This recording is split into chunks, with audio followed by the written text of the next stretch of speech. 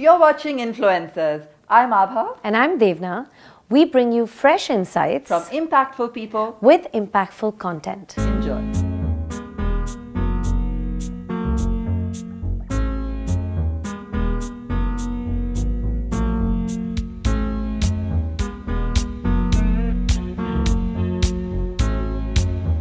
Amira, thanks so much for joining us. Happy to be here. Tell us about Empower Us. So Empower Us is a really unique platform where we're trying to get women to support and help other women. And the idea is very simple, as the name suggests, that every woman has a dream and every woman has something that she wants to do with her life. A lot of the time she doesn't know where to start. There's inertia, there's lack of confidence, there's self-doubt. And we're creating a platform that enables women to be able to get all the help they need, some of which is knowledge and skills, some of it which is emotional support, some is financial investment, some of it is networks, a support group, a sisterhood that really allows them to start scaling a business idea they've already started. So we're looking at women who not only had the dream and the idea, but they got up out of bed, they did something about it, they started a small business, and now are faced with questions of how do I scale this, how do I grow this, I have complications with my investor, how do I raise money? Or how do I get support from home? It could be anything, any of these personal or professional issues, and Empower Us provides that to them. What kind of women are you looking at? Are there any specific parameters? So it's not necessarily underprivileged women. There is the only set parameter. I mean, it's available for any woman. It's free of cost. The idea is not to make money off this either through sweat equity or any other way. The idea is genuinely for just these women to be successful. The only requirement are two. One is serious intent, because I think we are investing a lot of time and energy in helping these women become successful, and they need to help themselves more than anybody else can. So there has to be a serious intent to want to make something out of this. And I think the second is that as and when they go on to become successful and go on to build businesses as per their dreams, they need to pay it forward to other women who will be seeking their help. And our goal finally out of all this is to create a good 1,000 to 5,000 women entrepreneurs in India who will be leading businesses from the front as the next scale of growth and the next wave of growth in India comes around. Corpus is small, it's not very large, it's about 10 crores in size. And the idea of the corpus is actually not to make financial investments alone. What we're doing is we've created sort of some scholarship programs for women who we've received about 600 applications already just in the last 30 days. We're expecting this number to be a few thousand in the next few months. We'll go through all these applications, choose people that we believe are sort of falling in the category of people that we think we would like to subsidize. There'll be some screening program, and we'll choose a few people that we actually subsidize their businesses till they go out and raise money. That helps them financially. But besides me putting money in businesses, we'll connect them to a network of financial investors that can actually give them professional investment, because these businesses are worth it and they'll deserve it. Help them learn how to get financial investments, how to deal with investors, how to negotiate good terms, so that they get the right capital for them to scale. Can you tell us one specific sort of anecdote out of your mentoring that stands out to you? One girl who grew up in Indore, reasonably conservative family, at the age of 22, I think, moved to Delhi. Figured out a way to manage on her own. She had no capital. Her family could not fully understand what she was doing. She set up a platform for fashion styling. And since then, she's somehow managed to find one or two, 3-4 team members. She got another 10 interns who she convinced to work for her free.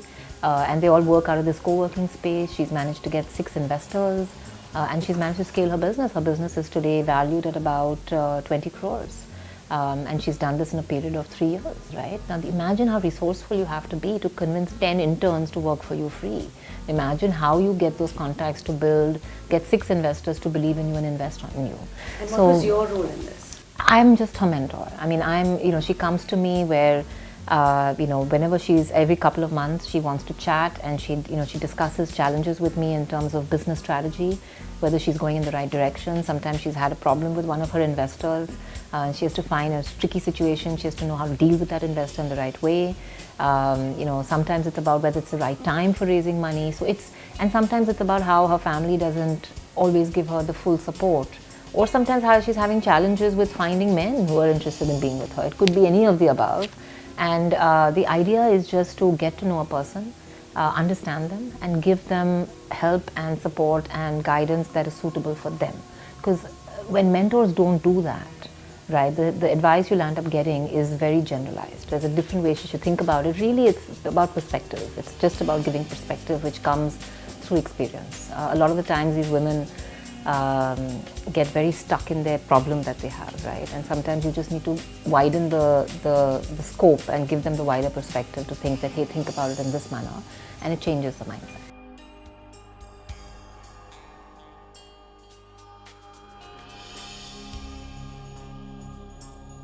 You've been free to be who you are and do what you want to do from as long back as you can remember. So do you think that plays a role in you wanting to give that to other women? I mean, it plays most humongous role actually, because I've had a very progressive childhood. My parents have always been very open-minded, allowed me to be free and express myself in my uniqueness, never stifled me. My mother actually has been an incredible role model in the way that, you know, I've seen her working 12 hours a day ever since I was brought up. So I've never had the belief that women cannot work and have a happy family life. It doesn't have to be a compromise. You can actually do both. And I'm very confident actually that Empoweris will go on to play that role, important role in women's lives. And I'll be the happiest person in the world when I see, you know, another 1,000 women go on to be very successful. What are the top 3 challenges as a woman in a workspace in India? You know, I think women face different challenges in corporate India, and I think they face different challenges as an entrepreneur. I'll comment on the latter since that's my experience. You know, entrepreneurship requires a great amount of belief from lots of people. It requires belief from your husband, your father, your friends, your kids, somebody to put money behind what you're trying to do. And often that confidence doesn't come naturally when you're a woman, because most times parents are trying to be overprotective. They want you to find the perfect balance between everything, and a lot of the time subconsciously they dissuade you from stretching yourself too thin, and therefore you don't always get the encouragement to go ahead and pursue your dreams. So I think that's a big challenge that all entrepreneurs face, women entrepreneurs specifically. You don't always get that backing up front. Second, one very key thing to entrepreneurship is risk-taking and the ability to live with uncertainty on a daily basis. Women in India are brought up to always find the safest path to everything. We're always told, no beta, don't take the taxi, don't come home late, don't do this, don't do that, because our parents are always trying to give us maximum safety. And that subconsciously never allows us to live in risk. And that is the most fundamental criteria required for an entrepreneur.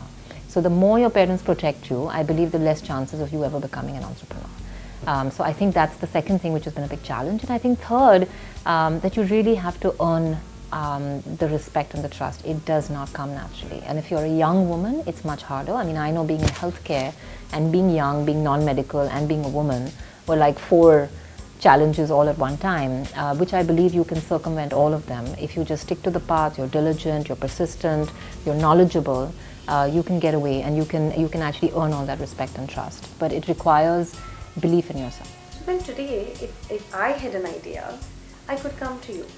Absolutely. Anybody can.